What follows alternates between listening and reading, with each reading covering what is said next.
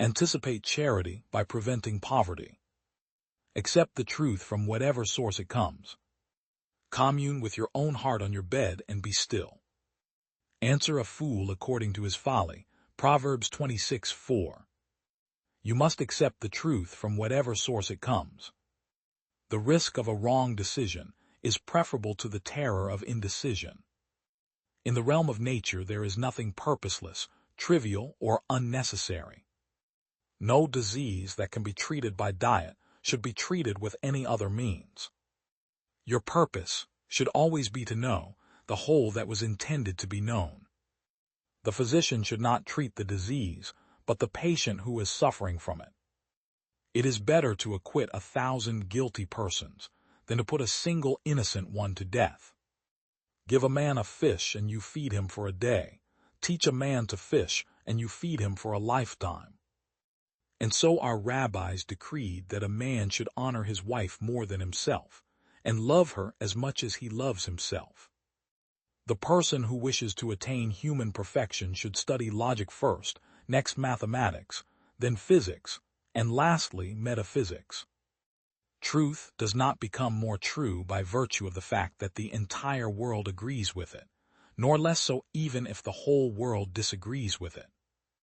Do not consider it proof just because it is written in books, for a liar who will deceive with his tongue will not hesitate to do the same with his pen. The laws remain undisturbed, ch. Romans 27. Apparent exceptions, the miracles, originate in these laws, although man is unable to perceive the causal relation. The basic principle is that there is a first being who brought every existing thing into being, for if it be supposed that he did not exist, then nothing else could possibly exist. All the evils that men cause to each other because of certain desires, or opinions or religious principles, are rooted in ignorance. All hatred would come to an end when the earth was flooded with the knowledge of God. If a person studies too much and exhausts his reflective powers, he will be confused and will not be able to apprehend even that which had been within the power of his apprehension. For the powers of the body are all alike in this respect.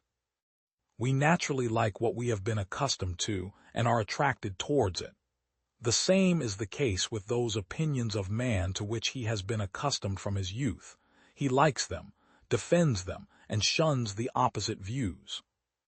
The definition of a thing includes its efficient cause, and since God is the primal cause, he cannot be defined or described by a partial definition. A quality, whether psychical, physical, emotional, or quantitative, is always regarded as something distinct from its substratum.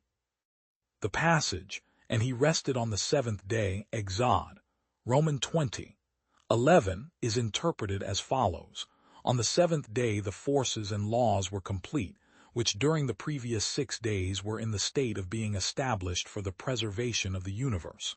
They were not to be increased or modified. You should recognize that man's soul, this single entity whose powers and parts we have described, may be compared to matter, and that the power of reasoning is its completed form.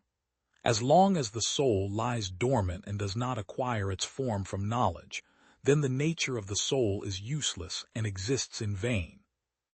If God were corporeal, he would consist of atoms and would not be one, or he would be comparable to other beings. But a comparison implies the existence of similar and of dissimilar elements, and God would thus not be one. A corporeal God would be finite, and an external power would be required to define those limits. When the rabbis stated that obedience or disobedience to the commandments depends not on the will of Hashem but on man's free will, they echoed Jeremiah, who said, Is it not from the mouth of the Most High that both calamities and good things come?" Lamentations 3:38. By the bad he meant vice, and by the good he intended virtue, meaning that Hashem does not predetermine any person as bad or good. Since this is so, a person owes it to himself to mourn his sins and transgressions, since he has committed them of his own free will, as Jeremiah says. 39. Why should a living man complain about the punishment of his sins? Lamentations 3:39. Jeremiah answers his question positively, telling us that the remedy for our disease lies with us. Just as our failings stemmed from our own free will, so do we have the power to repent of our evil deeds.